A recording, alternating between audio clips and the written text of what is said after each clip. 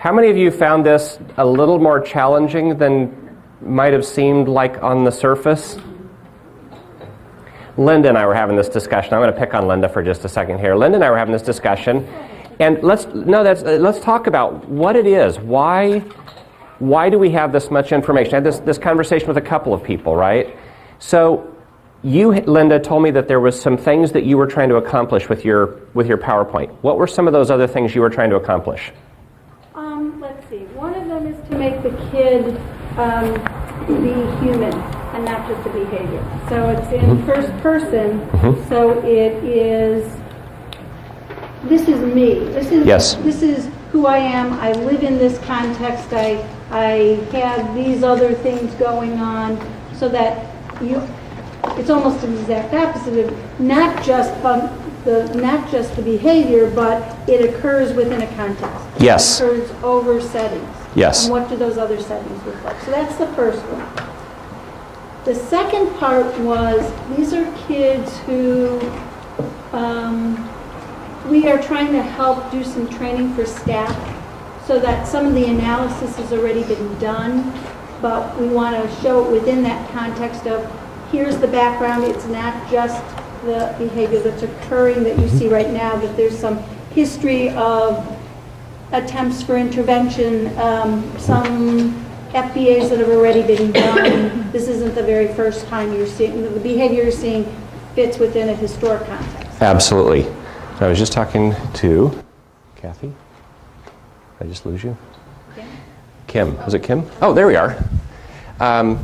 You actually added another piece to it. I was just adding that it's hard to cut down from your PowerPoints or your presentations, because you love your kids and you want everyone else to love your kids too, and to show how involved you are with the kids, and you want them to know their dad's name and their mom's name, because you won't know that stuff. So it's hard to cut that down when you still want to show how much you care about this child and you want them to get better. So I love all of those ideas, and this isn't the place. We've got a little confusion here about what we're trying to accomplish. These tasks are important, vital tasks. We want to in-service staff. We want staff to understand our student. We want other people to love our students the way we love them, the way we know them. We want to get them drawn into all of that. And those are other tasks that can't be put into this setting. I hate to say this. This sounds harsh, but this is really a minimalistic sort of look that's going to make some of you uncomfortable. You have lots of information about your students. Lots of information about your students. And does it impact their behavior? Of course it does. I mean, I can tell you about my cousin and her past experience, and how that impacted her life, and how impacting her life impacted my life, and how it changed my thinking, which changed my behavior, which changed the way I relate. And yet, we're going to have to get very atomistic. We're going to have to really draw down to small elements here. So when it gets down to this, what are the basic features? And separate out the tasks that you're trying to accomplish. In this case, I would spend time talking to them about compassion, but then we need to get into the intervention piece for the student a little bit separately.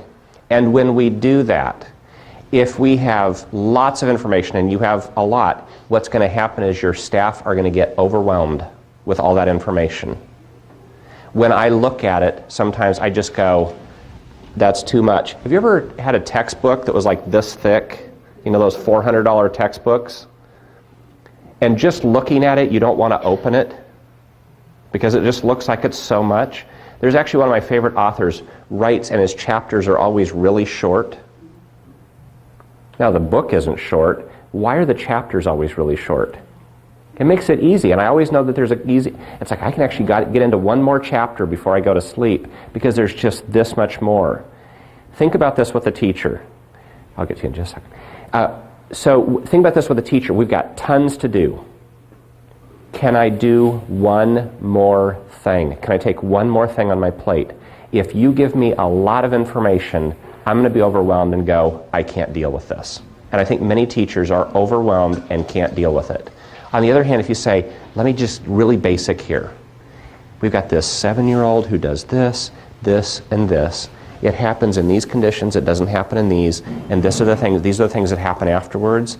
Let me show you how this connects.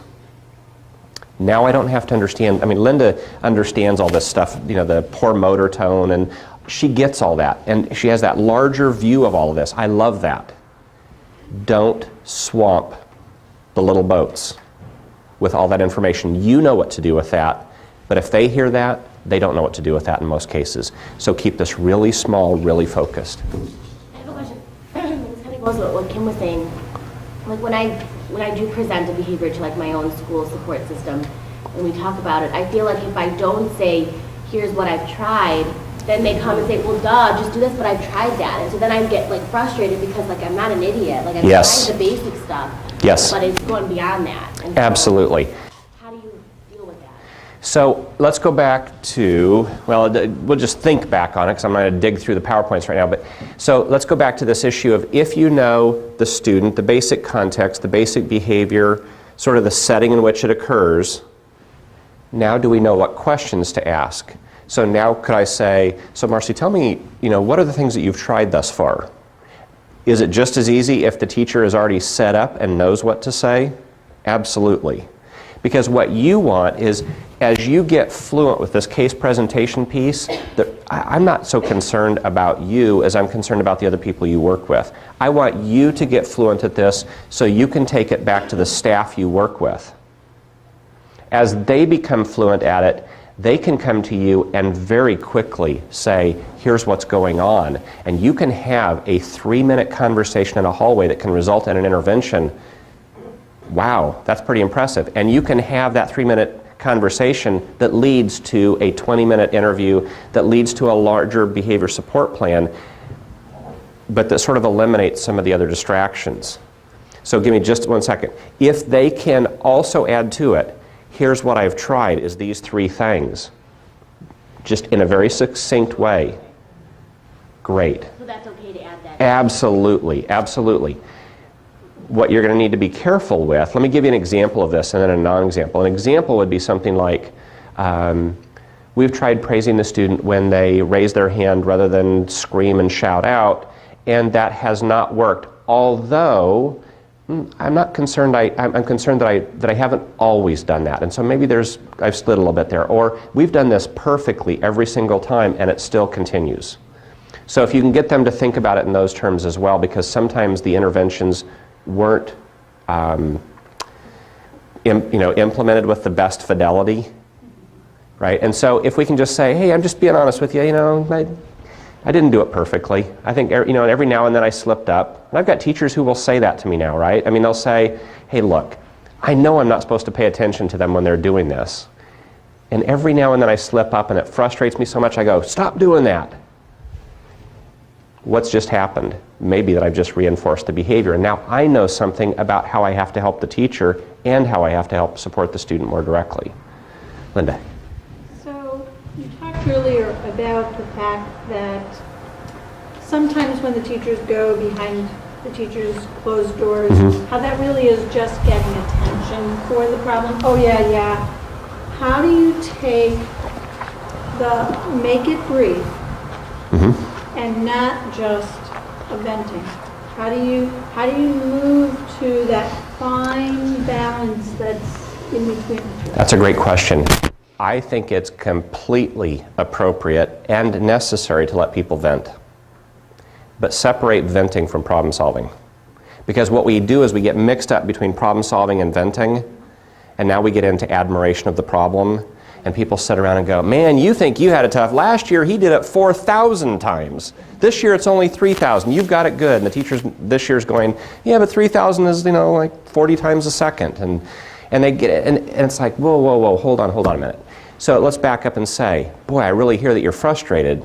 How's this affecting you? Are you able to, teach? And start having that discussion with how it's impacting them. Because we were having this discussion about you want to keep it away from it's a bad kid. One of the ways to do that is to, in the venting, stop letting them vent about the kid and start letting them vent about the impact on their life.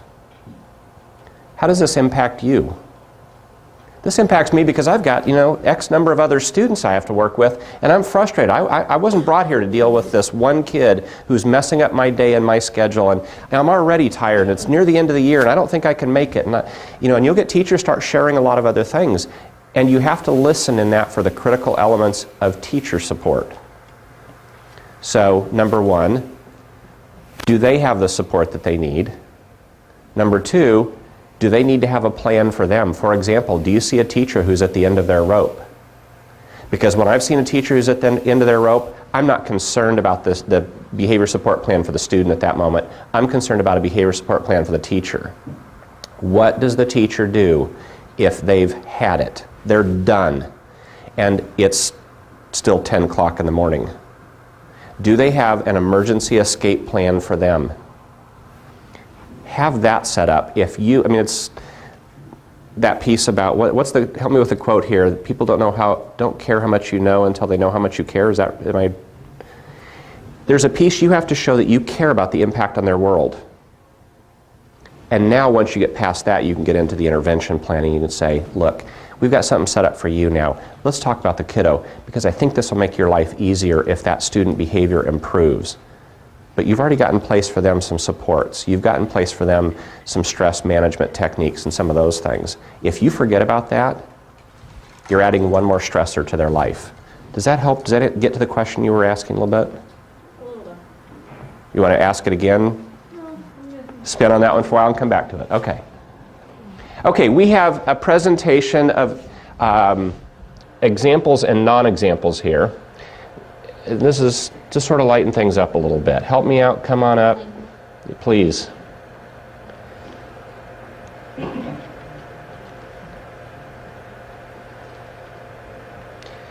Okay. And I think I'm going to open up. Yes.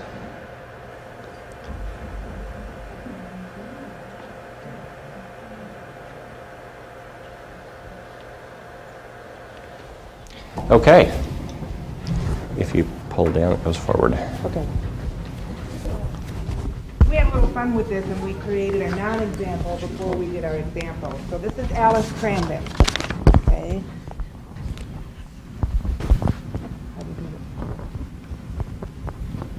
Okay. This is our non-example. Alice is a hard of hearing middle schooler who is mainstreamed into a general education middle school with a full-time interpreter. The team feels she should be in a self-contained deaf and hard of hearing program to deal with her issues. Alice receives much support from the school for her academics. She gets the same or a little more help than the others do, but they all do fine. She's behind academically, the lowest in all of her classes. She's socially awkward. And Alice shuts down all the time when asked to do her work. Rarely does a behavior not occur. Okay. Non-example. That's a little bit of an example. Let's give him a hand. So, before they continue on, what would you change about this? What would you change about this? What are some things in there that seem maybe a little bit judgmental? They were planning on this. This was a known non-example. What are some things in there? Yes? You don't need how the team feels where she should be. It says team feels she should be in a self-contained class. You don't need that. Yeah, and that piece about dealing with her issues. Don't you love that? She's got issues, or as the British would say, she's got issues. Okay? What else do you see in there? Yes? Socially awkward, what does that mean? Socially awkward. Isn't that sort of a, I don't know, it's like, what does that mean? It makes an awkward thing to say about somebody. What else do you see in there? Yes? Shuts down all the time. What's that? She shuts down all the time. Yeah, what does that mean?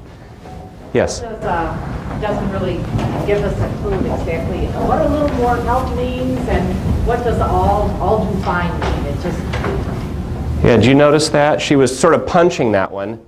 She gets the same help as everybody else and they all do fine. Ouch. That kind of snotty sounding?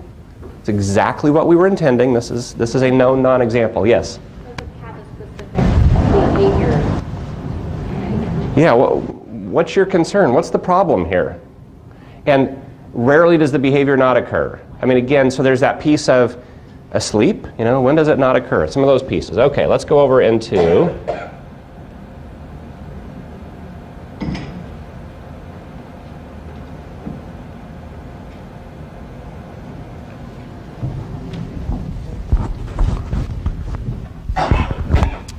Okay, Alice is a hard of hearing 6th grader who is mainstreamed into a general education middle school with a full-time interpreter. Alice receives support from a hearing itinerant teacher, a speech language therapist, a social worker, and an occupational therapist. She functions at the 3rd, 4th grade level for reading and is mainstream on grade level for math, plus receives assistance for mainstream science and social studies. Alice, when faced with a student-perceived overwhelming task, academically challenging or something new, she shuts down. She puts her hands in her mouth, picks at her fingers, puts her head down, takes her hearing aids off, and refuses to engage in learning for time periods up to 45 minutes at a time. Behavior occurs in all academic structured situation.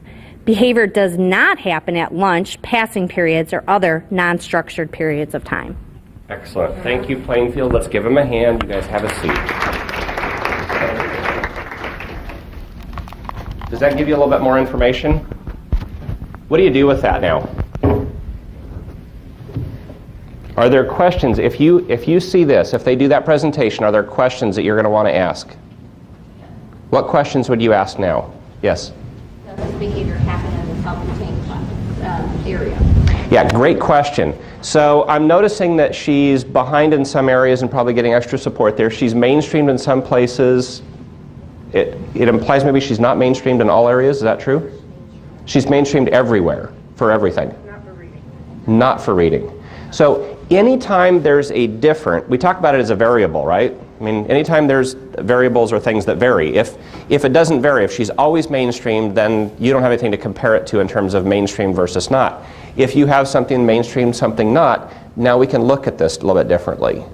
But we've said it happens in all academic situations. And yet, this is one of those interesting ones. And yet, what you told me was that it happens when there's an academically challenging task or something new. It's more likely to happen then, right? If you know that she can do something and be really successful at it, is she as likely to do it there? Do you see how we're sort of narrowing it down now? As we do this, what this allows us to do is to narrow it down. The more you can start thinking this way as, but let me take actually the other side of this. If you wanted to set this student up to misbehave, what would you do? Say it again? Give her something really hard. Right? If you know how to set a student up for failure, you also know how to set a student up for increasing success. Okay, how else would you set them up for failure?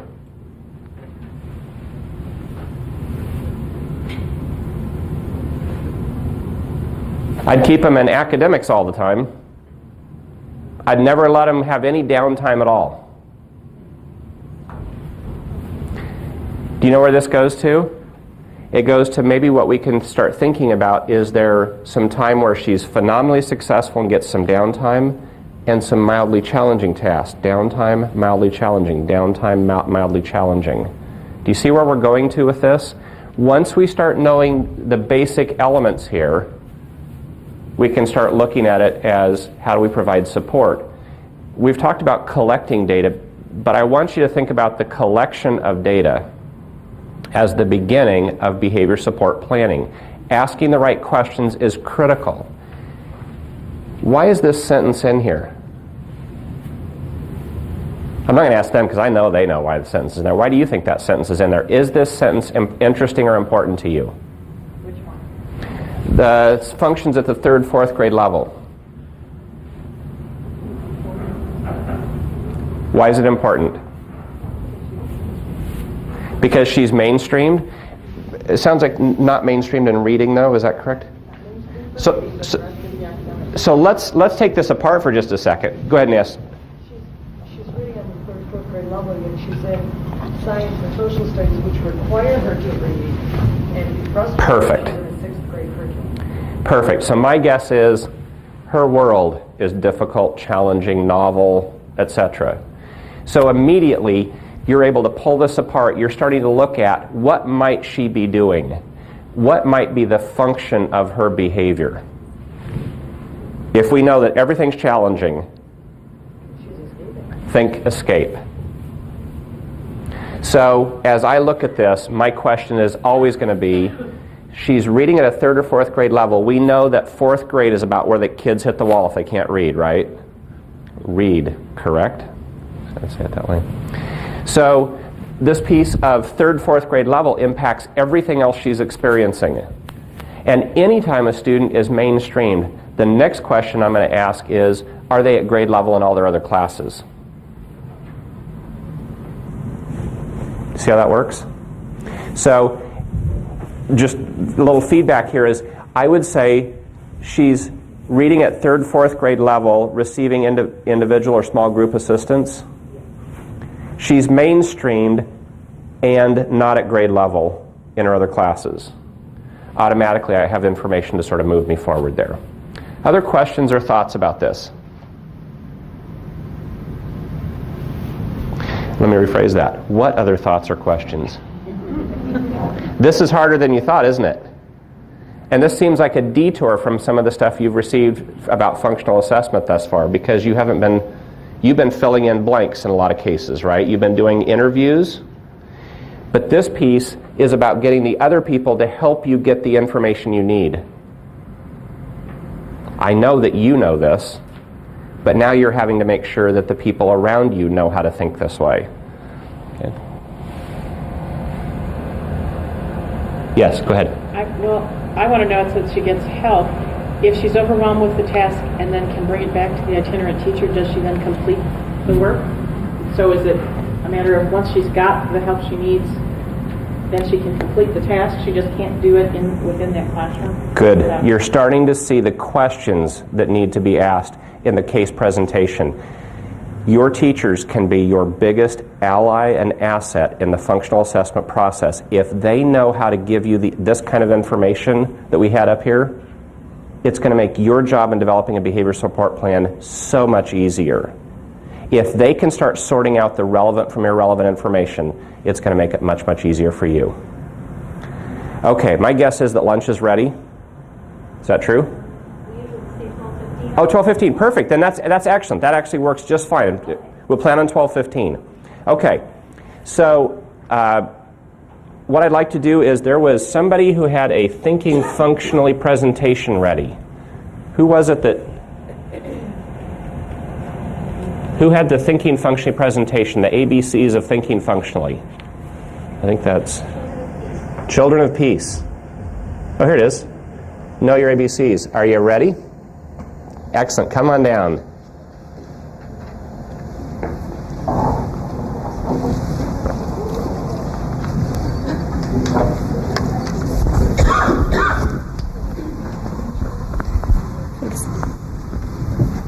You want to run this, or me too? You want to nod when you get to the place? Okay. So this is how we presented the Know Your ABCs to Thinking Functionally to our colleagues. We started with A is antecedent. This is anything that happens before the behavior.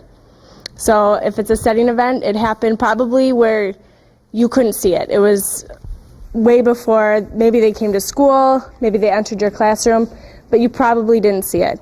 And then there's an immediate antecedent behavior, and this happened immediately before the behavior occurred.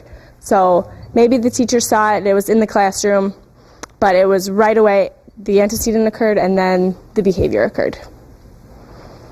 Then we have B for behavior. What is the actual problem? What does the teacher have the problem with? You need to think, what does it look like? What does it sound like? And is it measurable?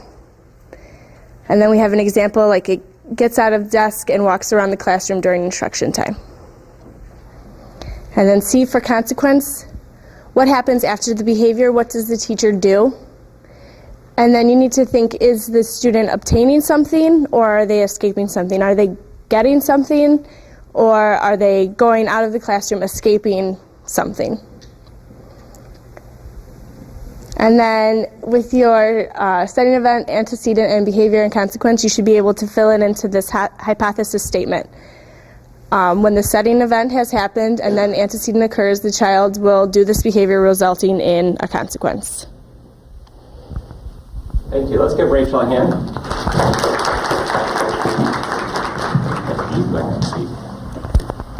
All right. We're going to back up.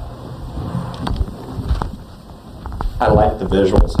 There's something about nice visuals and the nice graphics in the PowerPoint that makes it more fun, isn't it? Okay. So what I'm going to do is I'm going to walk through and I'm going to tell you some things that I see in it, and I want you to share some things that you like about what you saw and some things that you might do differently. So what are some things you saw in the PowerPoint that you like?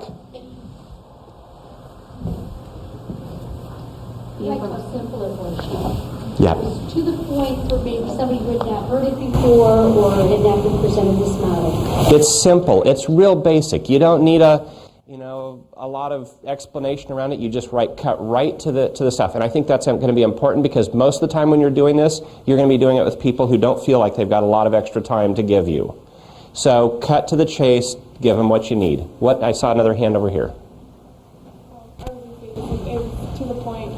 You could follow it whether you had teachers or aides or the cafeteria lady. Absolutely.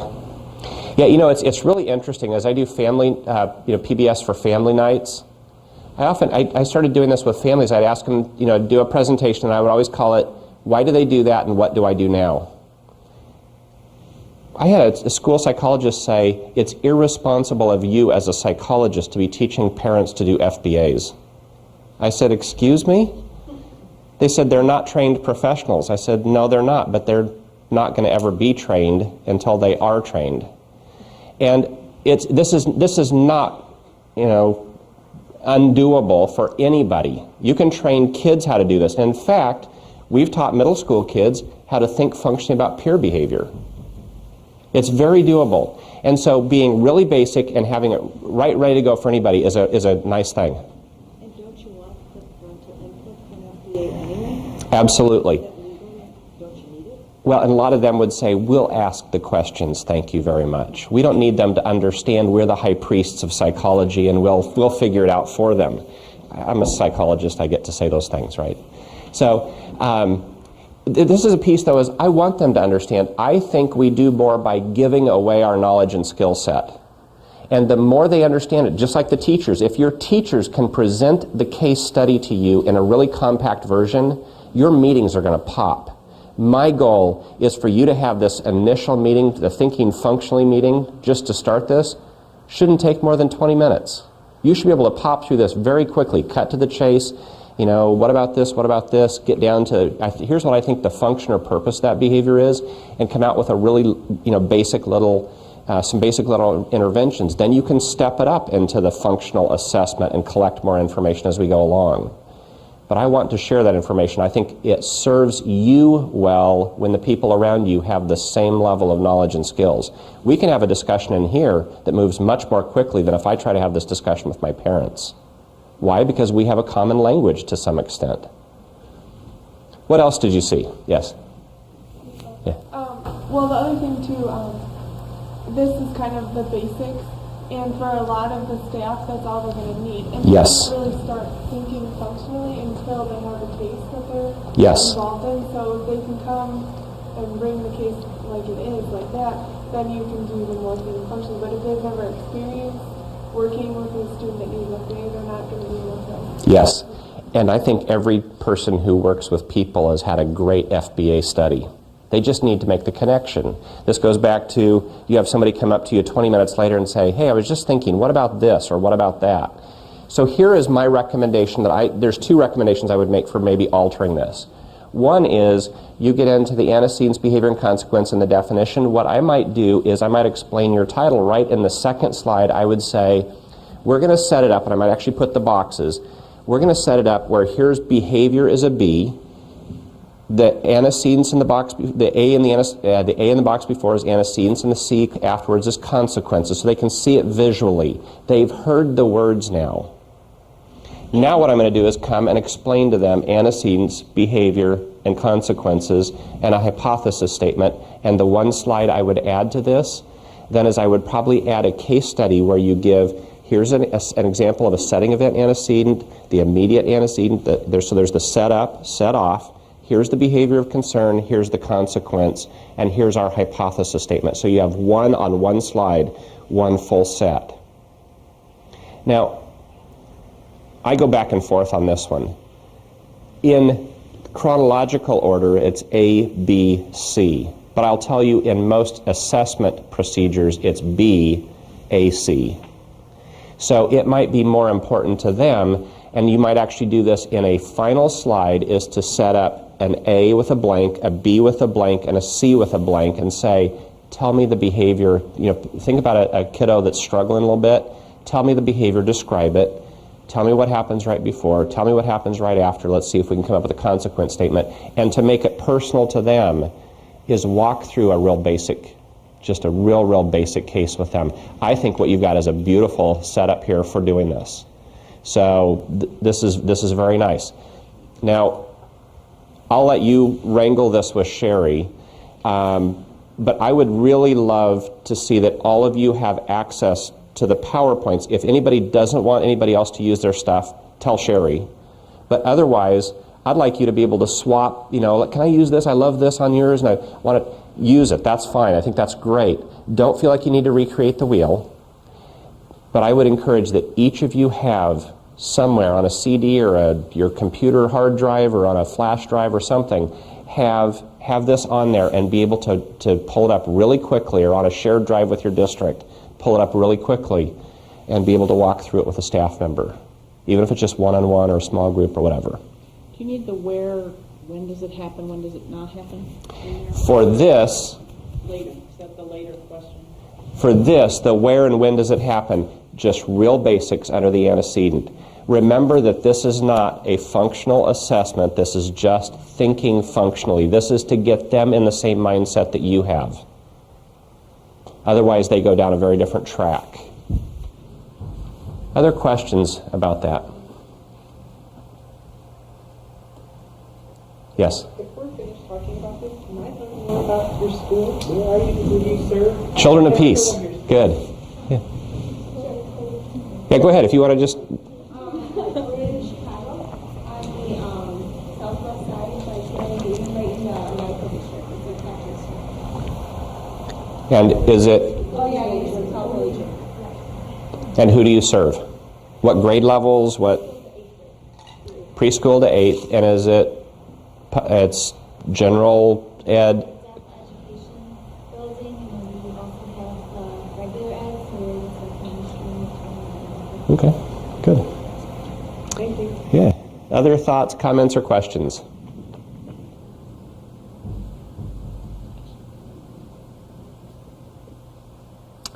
Okay, you've already started, if you aren't aware of this, you've already started assessment, but when we come back from lunch, we're going to be talking about what assessment information to collect, how to collect it, give you some tools to use to collect information, and start getting into that data collection piece of it. Sherry, you want to describe where, how, when for lunch, and what time we come back? Buffet in the hall. What time do we come back? Are we ready to do a thinking function? We said that we were going to do one more thinking function about behavior presentation. This is a little bit different take on the thinking functionally about behavior. This was done for a little bit different need. This is a little less basic and really more focused on sort of moving the process forward in the district, or in the program. Just hold this.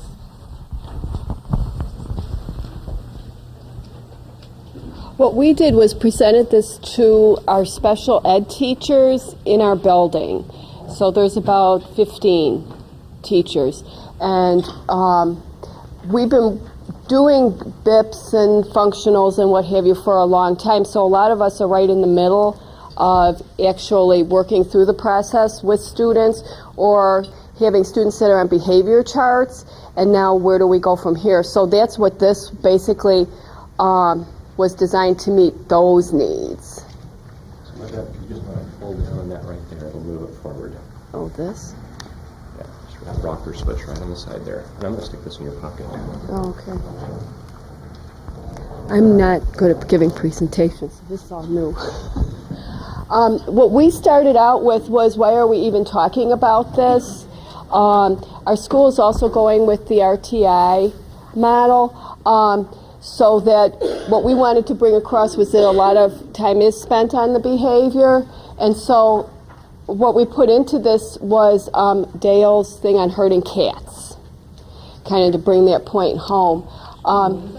Herding cats.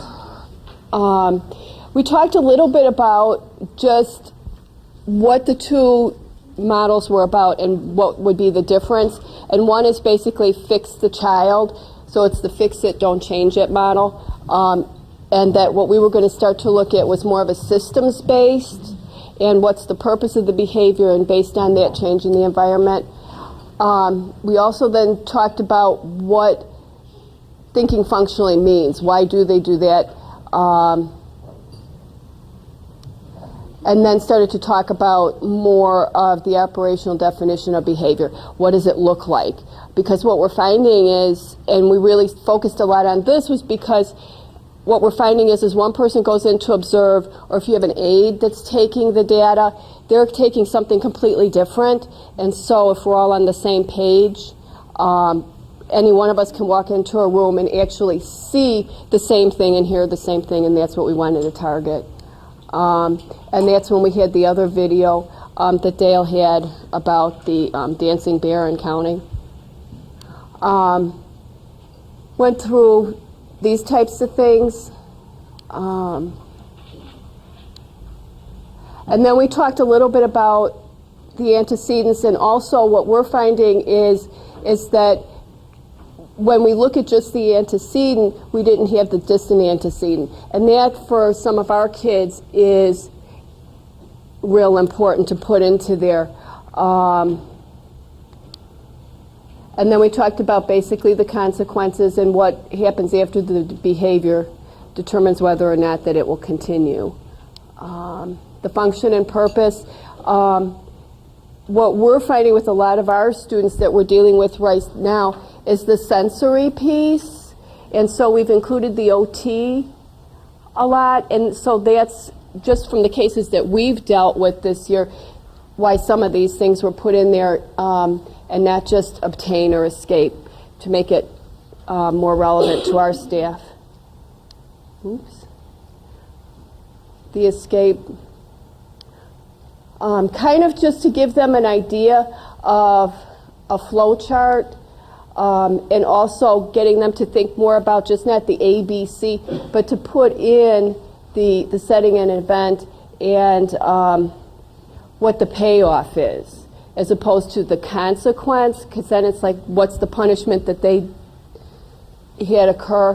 The hypothesis, and then this was our example, using our school psychologist as the example.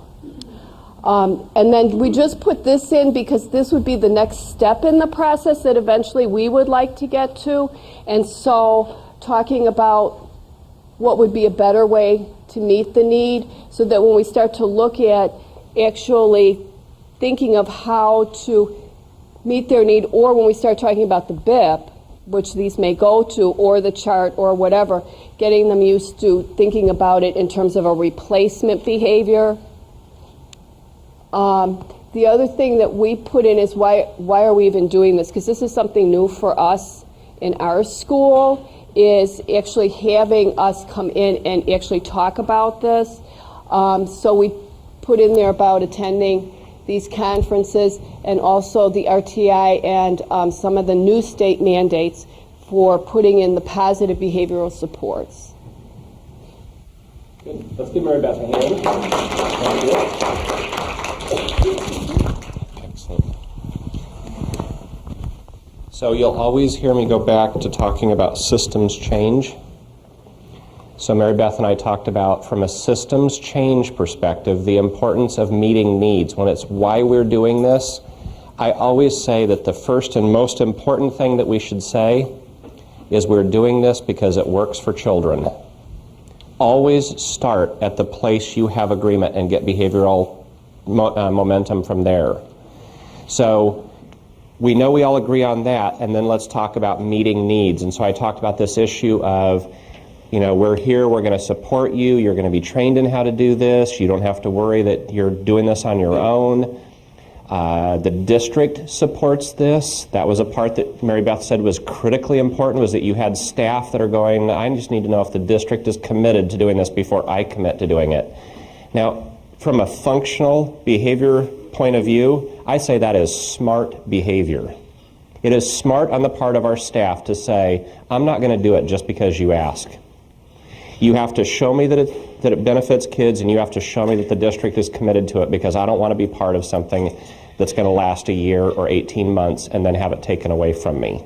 So make sure that we're meeting the needs as we do this. I just wanted to give you another example that looks a little bit different. And Sherry, are these examples available to everybody then, or is there a way to do that? Yes. Thank you. Okay. Any other questions or thoughts about that piece of it?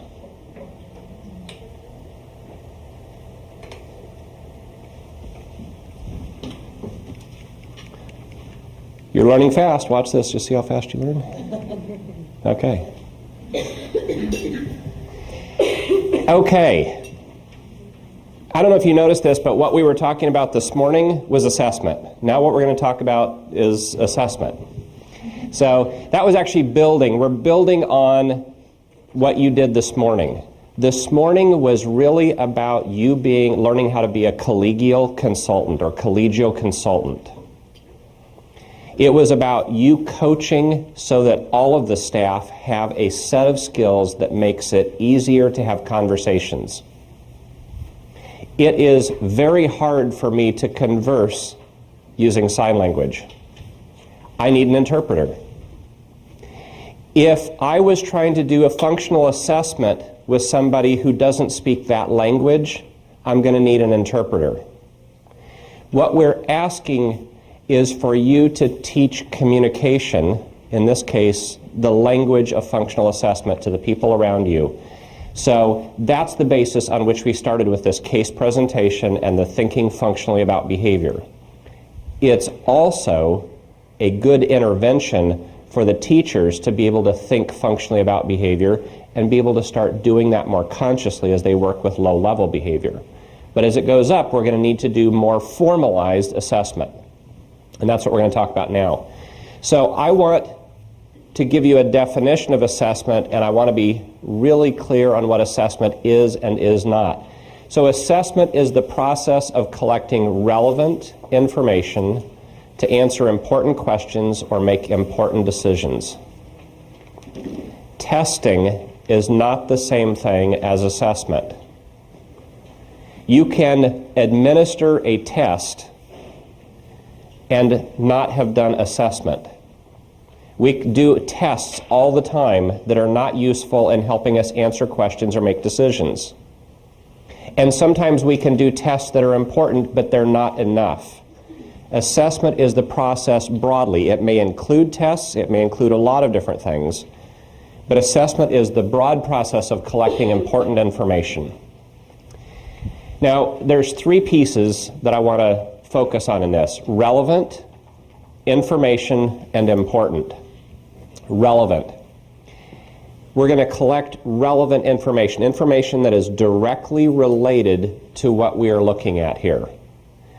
Part of the process here is going to be, what are we trying to accomplish with this assessment? So we saw this morning that sometimes we had multiple things we were trying to accomplish. Kim was talking about, well, I really want this group of adults to care about my kiddo as much as I do. That's a different task that you're trying to accomplish, a different goal that you're trying to accomplish. So as we focus on developing a behavior support plan, stay focused on what's relevant to developing a behavior support plan around that specific behavior change, the goal behavior or reducing the target behavior.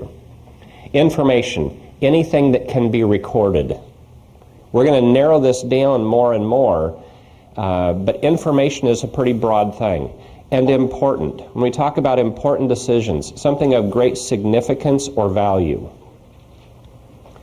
when we're starting to set out to do behavior support plans, understand that if you're doing a behavior support plan, which is very labor intensive, for something that's a very low level behavior, we need to be very cautious that we're not wasting our time. Now, having said that, sometimes, we were talking about this, sometimes the purpose of your intervention may be to get the intervener on your side. So we may not always focus on the things we think are most important. It may be what the teacher thinks is most important. All right, so again, relevance of information. I want to be very careful from an ethical standpoint about the information we are collecting. Now, I'm not going to go into HIPAA laws that govern medical information, but I think we ought to be very cautious about the information that we collect and that we're not collecting medical information that is irrelevant or unnecessary. So is this mere gossip or curiosity? I sit in staff meetings, I sit in teacher lounges and listen to discussions about student that are mere curiosity and gossip. And it's not on a need-to-know basis. And I don't mean to belabor this, but I do think we need to be very thoughtful about that and say, is this a conversation that I would feel comfortable having the parent hear? Here's my personal belief, and I don't expect everybody to share this. I believe that any conversation you have about a student, barring a specific threat to the student's safety, you should be able to have that conversation with a parent or family there. I understand this piece about we need to get our ducks in a row before we meet with the family, and that's not where I'm at. I think we work the process together. We collect information, we help them understand the situation, we do this together as a process. That's just my philosophical piece. Always answer the question, can you explain why this matters? If you can't tell me the direct connection, set that information to the side. How will this help us help the child? Utilization of information. There's a number of different types of decisions we can make with the information. Screening is one of those. You do screening for academics. We can do screening in behavior areas. Eligibility for programs or schools or interventions, etc. And then there's the specific for programming, for developing interventions to work with our student. As we go up, we're collecting more and more information. If these are important decisions, are we treating them accordingly? Collecting the right information and collecting enough of the information. What are some sources of information? You could collect information from a records review, interviews, observations, ecological assessments, looking at the broader ecology of the classroom, questionnaires, psychological testing. And then we can get into medical and physiological and neurological evaluations. And I think, if I'm right, I'm not. I'll throw this in later, but I'll throw it in now. Much of that piece at the end, the medical, physiological piece, is in many cases going to be ruling out other potential causes for behavior. Actually, one of my favorite stories is the kid who was, I want to say he was in 2nd or 3rd grade. So he had 2 or 3 years of really good behavior, very appropriate, was learning well. And this year had a new teacher, bless you, had a new teacher who said, this kid is fidgety, can't sit still, he's squirming around. I can't get him to sit his bottom on the chair and put his feet on the floor. He's always up with his knees. He'll stand behind the desk. He's fidgeting around. And she got more and more frustrated with this, so she had a grade level team and they talked about things, and Steve and I were talking about this. One of the suggestions was we really need to talk to the parent and get some medication. You know, that immediate jump to he's fidgety, let's get medication. And they said, well, we've got to have that conversation with mom. So they called the parent in, mother came in, and they talked about this, and they had this discussion, and she said, let me see what I can do. So she went home. It was a Friday afternoon. The kiddo came back on Monday, and he was calm. He was squared away. He sat in his desk. And the teacher called mom during the break and said, this is so cool. Whatever you did, this really worked. So is he on medication now? She goes, well, no, not exactly. I said, well, what did you do? He said, well, my son, I don't know if you've noticed this, but he's grown a lot over the summer. And so I asked him, why are you fidgeting? And we fixed it. You know what it was? His underwear were too tight. He said his underwear were chafing and bothering him, and so he was constantly moving around and squirming. Now, that sounds like something you read as a punchline in a joke, isn't it? But that's an example of one of those things where how do we rule out the obvious? How do we rule out some of those really basic kinds of things rather than jumping to some of the easy kinds of solutions? Anyway, ruling out. Okay, so let's take it from assessment in general to functional behavioral assessment. There's a couple of books, and I don't know if you have these in the library, but these are two of the books that are probably most useful in thinking about functional assessment. This one is actually dark blue, even though it looks invisible on the screen. It is one of the original works on functional assessment. It is a really basic textbook style, walk you through it step by step. And it is called Functional Analysis of Problem Behavior. Now, the copy I have here is 1990, and I don't know if it's been updated since then, but this is an excellent resource. The other one is by Deanne Crone and Rob Horner, and it's called Building Positive Support Systems in Schools, Functional Behavior Assessment.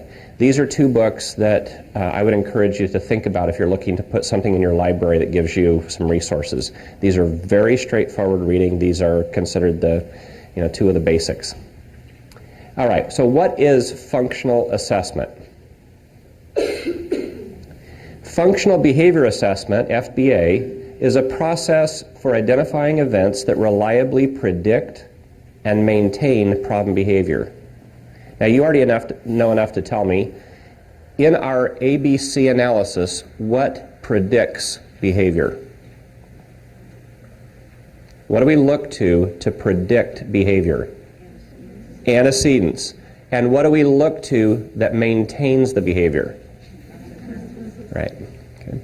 So the goal of assessment is to develop a clear understanding of the context, the environment, the situation in which problem behavior occurs, the function or communicative intent. What is the communication intended here of the behavior, and functional alternatives that can be used to replace the behavior. Now you notice it says functional alternatives to replace behavior. That's going to become a critical component because as we move forward, many functional assessments are done and don't link to the behavior support plan. If the functional assessment does not link to the support plan and the student is not getting the same needs met, the behavior support plan is not going to work, or is unlikely to work. So we'll keep coming back to these. You'll see me sort of put it in there, walk away from it, and bring it back later. We'll keep coming back to these pieces.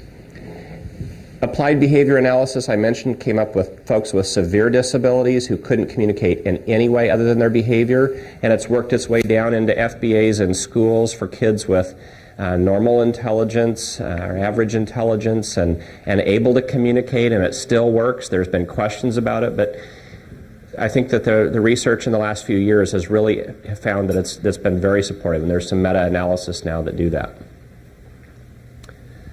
All right, so critical assumptions again: behavior is lawful, it's functional, it serves a purpose, and is governed by the context or environment in which it occurs. And Mary Beth did a nice job of this, talking about how FBA differs from the traditional look. There was the old diagnose in place. Remember this? If we just diagnose them as having a problem, then we can get rid of them and put them somewhere else. That's the old system, right? If we can just say that they are, and fill in the blank with whatever diagnostic term. The fit in or leave, right? That was one of them. And the one is punish till perish, right? If we can just punish you out of it. And what's that changed from what to what? In this case, diagnose has changed to we're going to collect assessment information and provide support. From fit in or leave, that's changed to how can we change the environment so kids can fit in. And punish till perish has changed to a proactive support model. Is there ever a place for punishment? Yes, but that's not the primary intervention. Okay, so in assessment, how does that look different? In this case, the FBA has very specific questions, very specific information you're looking for, very specific questions you ask. You know, if you've seen the old psychoanalytic model with the guy, you know, sitting in a chair and the person laying on the couch and said, tell me about that. You know, and how do you feel about your childhood? You won't hear any of that in functional assessment. It's going to be very specific. And it's going to be questions that are going to be used to drive our hypothesis statement, our best guess as to why the behavior occurs. And questions are related to alterable features of the environment, things that we have some control over. Again, we go back to looking for the functions, what they're obtaining or what they're avoiding. And here's the goal of this. And every time that you look at your behavior support plan, you're going to come back and ask these three questions or try to have these three goals met. We're going to try to make problem behaviors irrelevant, inefficient, and ineffective. So, if a child is experiencing bullying and they act out in order to avoid the playground where they're being bullied, why would we intervene with the child? Makes no sense. We're going to intervene by making that behavior irrelevant. If we can eliminate bullying and harassment, there's no need to work with the child or for the child to experience that. We make the behavior irrelevant. Does that make sense? And you know, we talked about the kiddo who was reading at 4th grade level, 3rd, 4th in reading, and in 6th, 7th, was that right? If that child has the reading skills to be successful or has the pre-academic skills to be successful, they don't need to act up because they're unable to do the task. If we back up to the setting events and those earlier antecedents and we can eliminate the situation arising, we can eliminate the need for the problem behavior. But in order to do that, we need to know what are the antecedents, what are the conditions under which this behavior happens. When collecting information about problem behavior, it is as important to collect when it does not happen, where it does not happen, with whom it does not happen, as where it does, when it does happen, and with whom it does happen. Making problem behaviors inefficient. If I want the teacher's attention, and all I need to do is start shouting out in class, and I immediately get teacher attention, why would I sit quietly and raise my hand and wait? Okay? So I may have mentioned this one last time. I walked into a classroom of kindergartners, I believe it was. It was either kinder or first, I think it was kinder or first grade anyway. They were doing an art project. The teacher walked up to me and the other consultant, and she told the kids, she said, I'll be with you in just a minute, keep working. She walks up to me and says, yeah, what's going on? We start talking, the little guy comes up and says, look at my picture.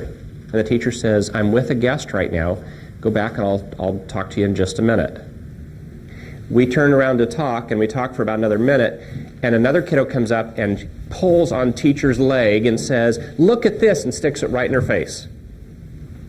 And the teacher says, that's really nice. What just happened? Or what do you think is going to happen right now?